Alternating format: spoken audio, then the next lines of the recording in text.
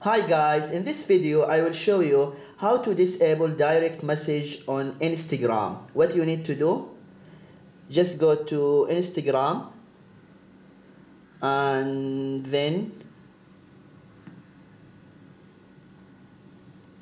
click here that you go to your profile, and then you see here the three lines on the top right corner. Just click here and then click settings.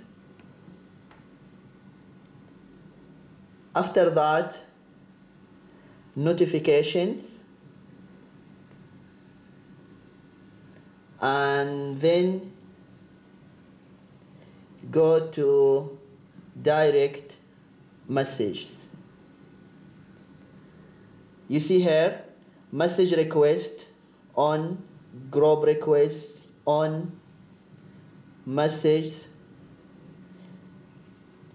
all here you choose off. For message request, click off, group requests off, message off, all use off. This is what you need to do if you want to disable direct message on Instagram.